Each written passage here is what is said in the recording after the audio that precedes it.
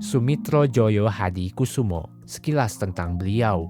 Sumitro adalah seorang teknokrat yang ditunjuk oleh Presiden Soeharto menjadi Menteri Perdagangan. Sebelum dipanggil oleh Soeharto, beliau tinggal di Malaysia karena dituduh sebagai dalang dari pemberontakan PRRI. Selama tinggal di Malaysia, dia banyak dibantu oleh Kianti. Sementara ibunya yang tinggal di Indonesia banyak dibantu oleh William. Sumitro adalah ayah dari Prabowo Subianto. Di era Presiden Soeharto, liberalisasi ekonomi diwujudkan, keran investasi asing dibuka, aturan-aturan yang sebelumnya mengekang para pengusaha dicabut. Dengan cepat, William bersiap menangkap peluang ini. Sebuah kesempatan yang dia tunggu-tunggu. Dibidiklah proyek-proyek pemerintah, terutama sektor infrastruktur. Dalam beberapa kesempatan, Astra dipercaya untuk mengimpor aspal dan bahan bangunan yang akan digunakan di berbagai proyek milik pemerintah. Tapi tak ada yang mengira titik awal meroketnya Astra menjadi raja otomotif berawal dari blunder sebuah orderan. PT Garuda Diesel menerima kontrak senilai 8 juta US dollar untuk memasok generator ke PLN. Dalam rencananya, Garuda Diesel akan membangun 3 unit pembangkit listrik di Palembang, Medan, dan Makassar. Karena kontrak ini dilakukan dalam mata uang asing dan jumlahnya cukup besar, Garuda Diesel kesulitan untuk memenuhi orderan ini. Maka lewat kawan lamanya, William diajak bekerja sama dalam proyek ini. Dalam kesepakatannya, Garuda Diesel akan berperan sebagai pembangun, Astra sebagai importir generator, dan PLN sebagai pembeli. Pada saat itu, bisnis di Indonesia dijalankan dengan 2 sistem nilai tukar. Yang pertama, rate bonus ekspor umum atau pasar, dan yang kedua, rate bantuan kredit USAID atau Lembaga Pembangunan Internasional Amerika Serikat. Rate USAID ini biasanya $10 lebih murah. Pada saat itu, rate USAID bertengger di Rp131, sementara rate umum ada di Rp141 per US dollar. Ketika itu, sulit untuk mendapatkan US dollar karena keterbatasan sumber. Ekspor Indonesia masih lemah, apalagi transaksi yang dilakukan William terbilang besar. Sulit untuk mengumpulkan dolar sebanyak itu dalam waktu singkat. Ditambah lagi, rate dolar pada saat itu cenderung tidak stabil yang bisa menjadi sebuah jebakan.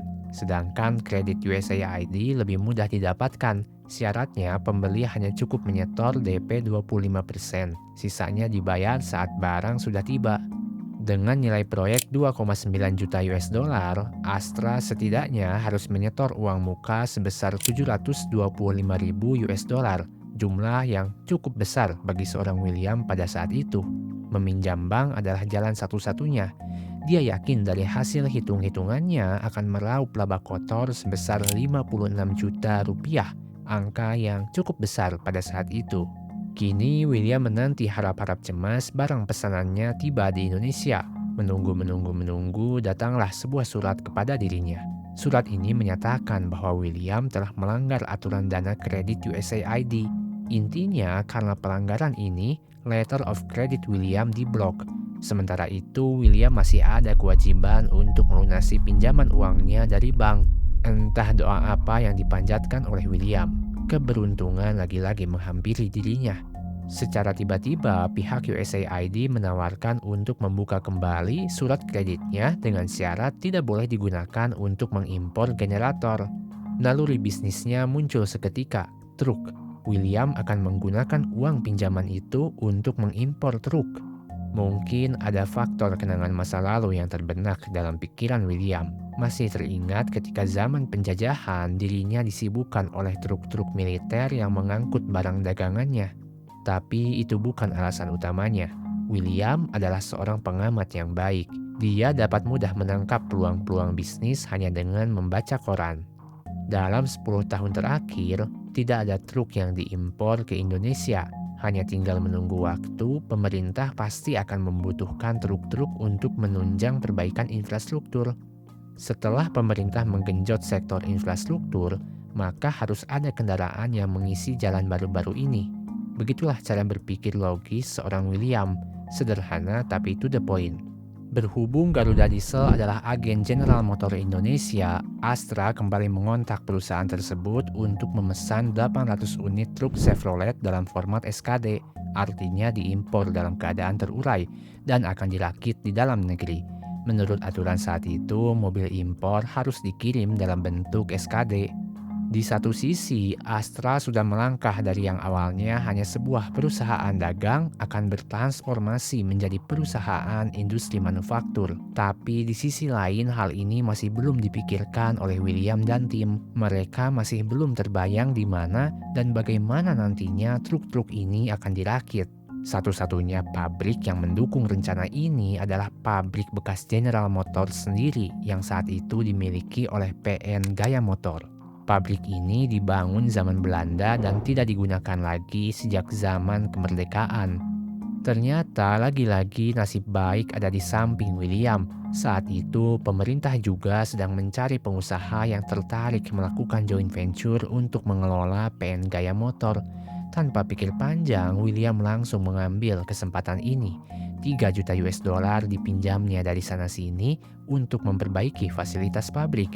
Sebagai imbalannya, dia mendapatkan 60% saham dan sisanya milik pemerintah. Setelah pengguntingan pita yang dihadiri oleh Presiden Soeharto, William berharap General Motors yang dulunya pemilik dari pabrik ini tertarik untuk bermitra dengannya dalam waktu dekat. Tapi ternyata asumsinya salah. General Motors menolak lamaran Astra.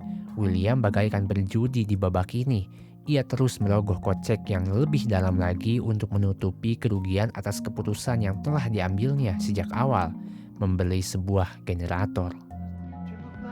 What does the future hold?